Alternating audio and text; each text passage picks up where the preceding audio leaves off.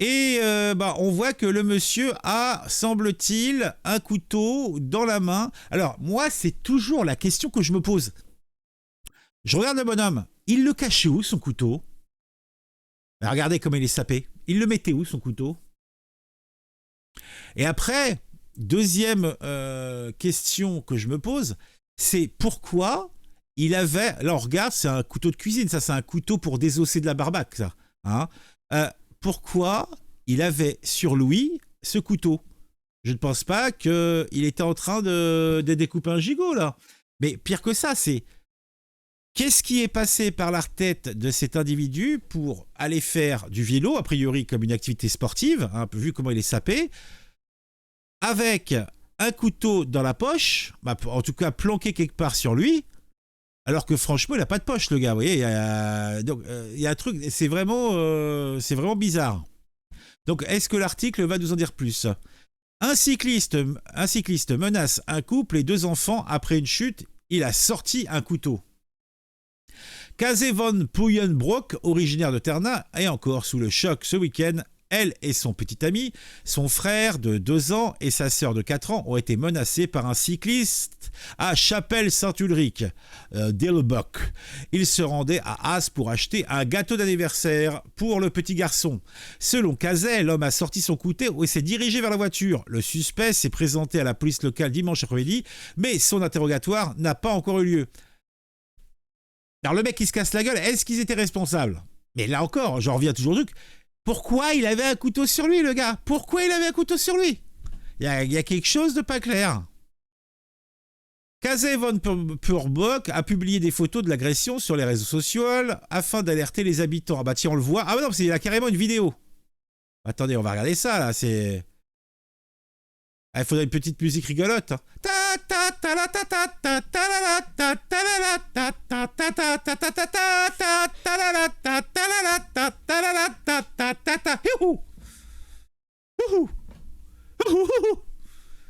Et ça dure quand même 32 secondes. En plus, c'est... Oh, Burnet, le monsieur, Burnet.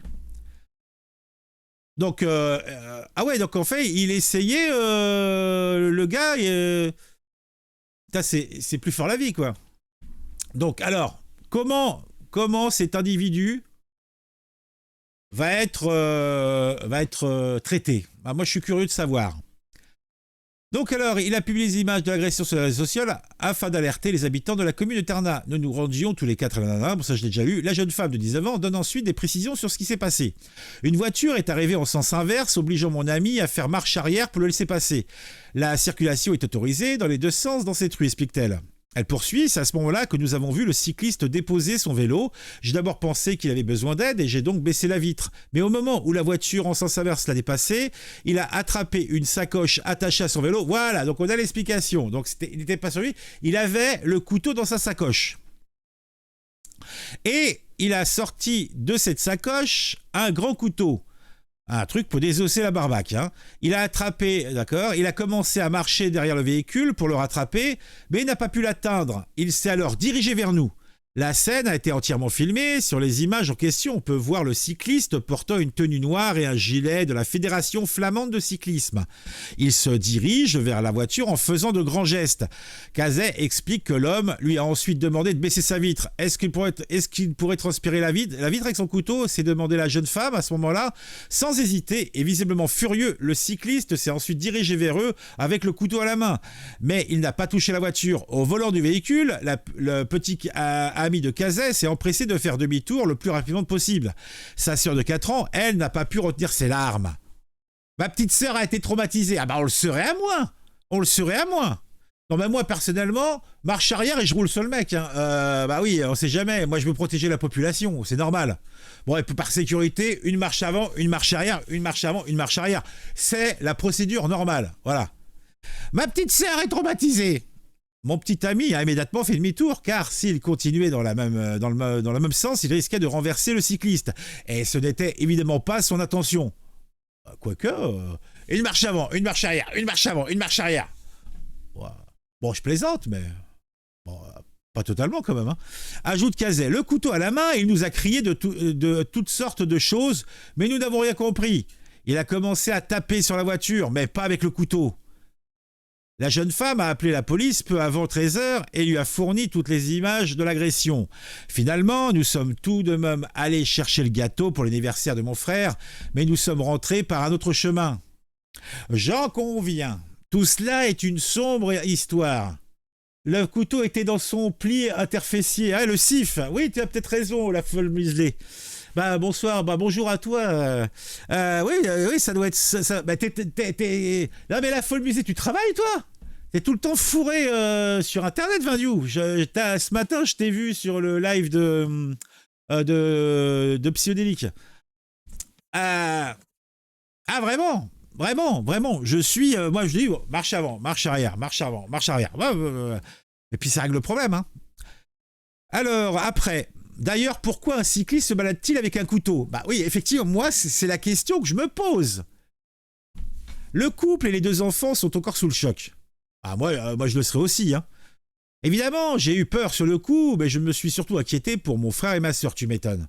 S'il avait défoncé la fenêtre avec son couteau, mon premier réflexe aurait été de les protéger. D'ailleurs, pourquoi un cycliste se balade-t-il avec un couteau? Ma petite sœur a vraiment été traumatisée. Elle n'arrêtait pas de pleurer et me demande « Est-ce que c'est un baron de garde ou tuer ?» La police a proposé au couple de porter plainte. Nous ne vivons pas loin de là où l'agression s'est déroulée.